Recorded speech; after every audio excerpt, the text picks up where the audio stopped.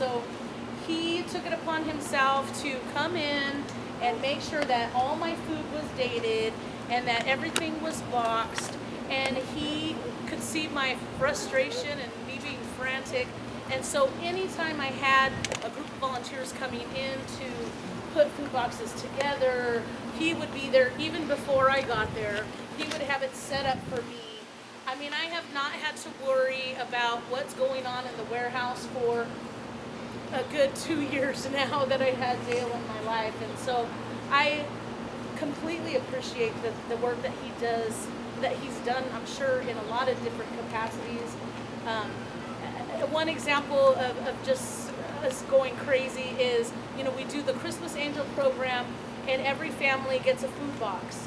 And one year, we used to give out gift cards. And one year they decided a month before Christmas that we were going to go ahead and give out food boxes this year. Well, that was 8,000 food boxes that we had to give out. And Dale and I pretty much did that job together, making sure that 8,000 food boxes were given out and all these families had gifts.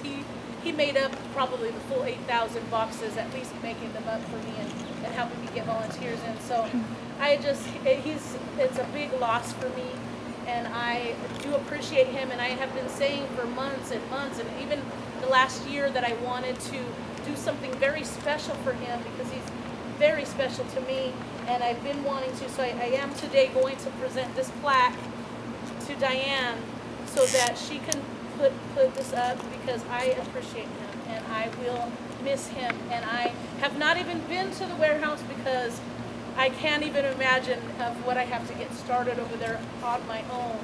But I just appreciate both of you very much for doing everything. When I retired, I got grabbed. Yes. Yes. She had to go. Favorite thing was the angel. Yes, at Christmas. It was always there for me.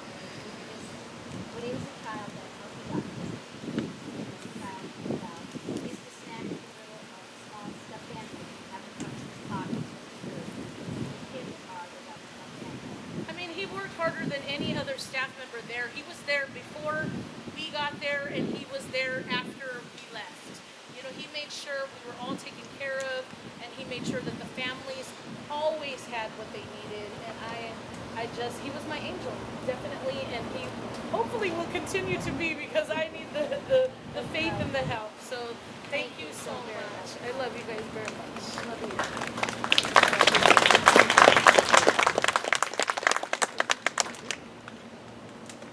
Is there someone else that would like to share now?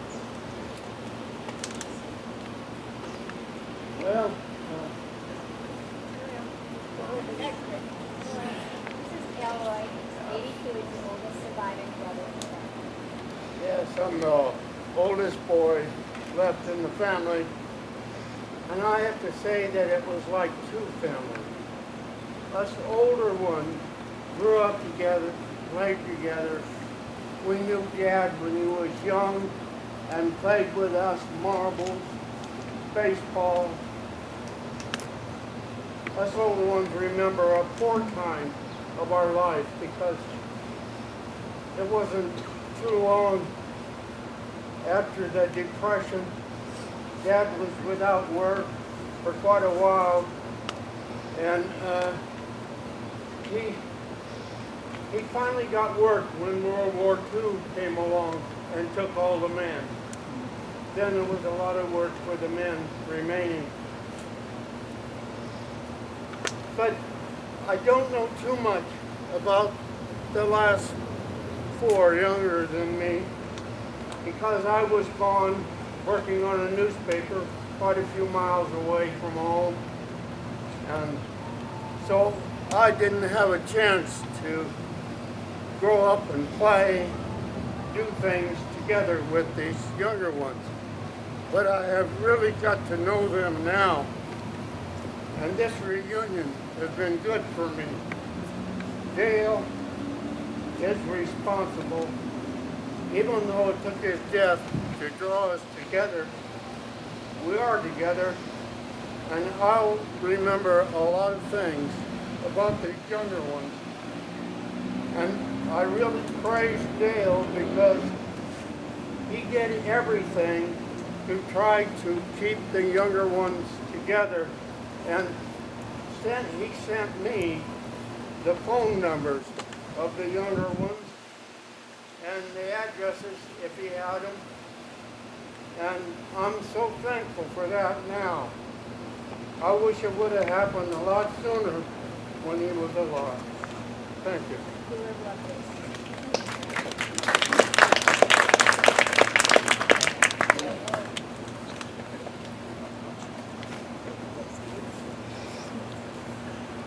I'm Ron, and I'm the second oldest now. But Dale and I spent our teenage years living together. The two of us, we were put into a wonderful foster home, and we spent the 8 years from the time we were like 12 until I was 19, and I went into the Marines, and me and Diane got married before I did too. But all the time we were living together, and what maybe Jimmy didn't know was that the foster parents that had us were trying to get Jimmy also from the orphanage, and were unable to for whatever reason. But Dale and I went to school together, we often talked together, and we were not exactly the closest when you talk about what we did. Dale was the smartest of the two. He could do math, and he was an organizer, exactly what they were saying. And I liked to play. I was sports, football and basketball and that. But we always supported the two of us together. And when he told me what he was doing, trying to find us, you know, it was like, wow, you know. And it did really take long, but because of his organization skills and what he did, was able to do, and he would never give up. That was one thing I think both of us had. We just start something and never give up. I truly will miss him. When Diane notified me, I was like her, I was shocked. And started thinking about, wow, all of, and I saw the bowling pin over there. Our foster father owned a 6-lane bowling alley in Grand Junction, Iowa, and the two of us would earn our spending money setting pins. We got a whole 10 cents for every game that was played, and it was a hand machine, not the automatic. But, Did you throw a bowling pin at him once? a couple times because we would be setting pins next to each other. And there was one time when I was sitting there and I actually got hit by a bowling pin, not from him, from a bowler, and I fell overward outside onto the alleyway. He was the first one over there to see how I was. So even though after we got married and separated and went away, still the two families kept in contact. I always knew Dale, where Dale was, and we would tell each other what was happening. So Ronnie lives in Taiwan. yeah, right now I've been living in Taiwan with my wife. We teach English, and when we were notified, my wife said, "You got to go." I said, "Of course." So I'm really going to miss him.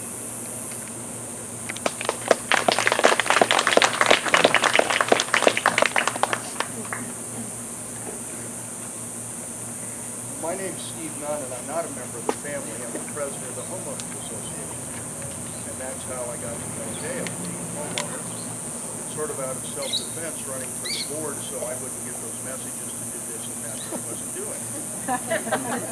Dale and I were on the board, so I don't know, so I might remember 7 years together, 5, 6, 7 years together. And he always was secretary, and he'd always let me think I was president. Those minutes were put out so fast, I thought he wrote the minutes.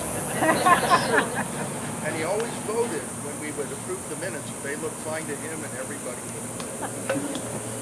But actually, in meeting Dale and along in kind of the professional volunteerism that we were doing, I just thought he was this old curmudgeon.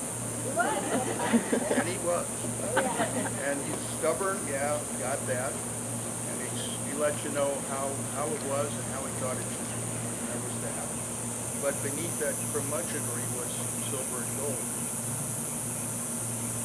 Diane and Dale helped out a lot. It was just 2 months ago I was here running this sort of thing for my aunt who passed away, Billy. And she was able to live in her house until her last day due to the generosity and caring of Diane and Dale.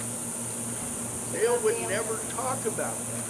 She loved Dale because he was tall. She loved tall men. She always had She's seen him 5 minutes ago. She said, oh, I love tall men. Maybe that's why she liked me. That's exactly right. But, you know, Dale was someone you could really count on. You all know that. I'm wondering what 3 people I can get to volunteer for the board to take up the stuff that Dale did. We used to go around and do an inspection once or twice a year of the units to send those letters that I was trying to do. And if I wasn't here on time, I had to catch up with him. Sometimes even if I was here on time, I had to catch up. But, you know, he was really a service to this homeowners association and community. And he was a lot of what made it run. And the board met last week, and it's all a blur to me, not as much as to you. And we are planning on having a Dale's bench somewhere here in the common area. And you do know I talked to Spider and I want to get into them of it too. She never came down. We're different people. She had a very immaculate house, very well designed. She'd come down to my house. I think it made her nervous. We had too much stuff on the walls. And Jennifer was over sewing one time. And she said, you're letting her sew in that machine? I said, yes. What if she breaks it? We get it fixed. So I know Jennifer ever heard that. But, you know, I said, no, we just, different people we didn't know. Probably over cash. We had cash on it. Yeah. So it was a nice lady. We loved to hear her. She loved the ice cream, so, you know, and that was kind of my piece to say that, you know, I only knew Dale in the last 5 or 7 years, and didn't know all this history about the family. He never split really up. mentioned it. He didn't talk much about himself. I only learned about the salvation one day when a bunch of bags with chips and stuff appeared. Oh, yeah. Like, please take these home. It's called Cheetos, and there's somebody there for You know, everyone. but obviously Dale was a rich and very bright, she said, like, It was just the last 2 years. He had a heart attack 4 years ago, kind of floating down, and then last year he had what they call AAA.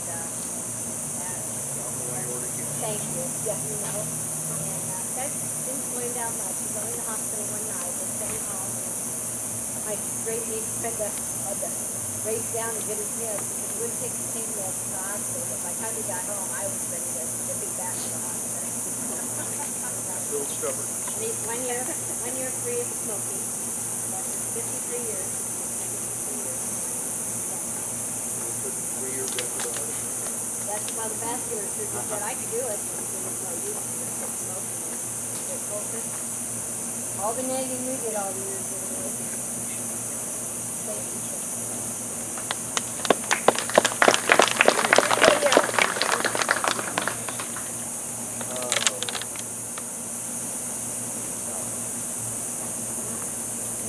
Be nice, honey.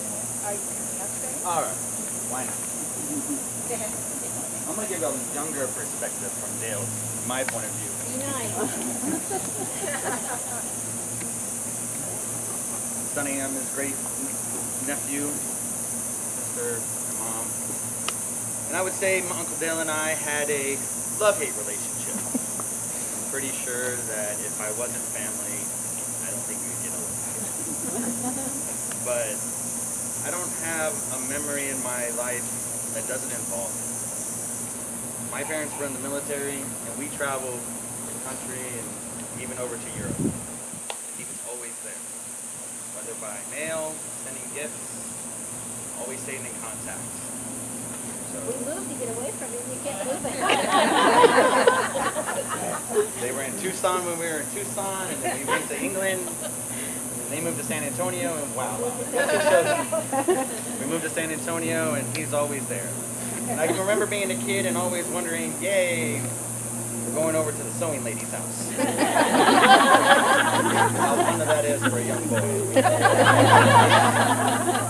But Uncle Dale was always there to entertain, whether it was playing cards or playing You Don't Know Jack on the computer. Oh, God, yes.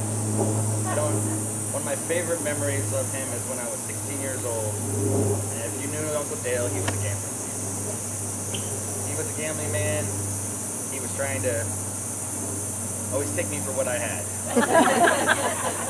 Whether it was in cards or just teaching me life lessons. You want to trade wallets? I was 16 years old and I got my first paycheck. I think it was $60 and I was so proud of it. And he said, well, guess what? I'll trade you everything in your wallet for everything in mine. No, Uncle Dale, I have $60. That's mine. And $60 for a 16-year-old back then apparently was the rule. And he said, are you sure? And I said, yeah, I'm sure, because I probably have more money in my wallet than you do. And I don't want you to take mine. So he pulls out his wallet and he has over $600 in it. I need none of this. But the moral of the story was,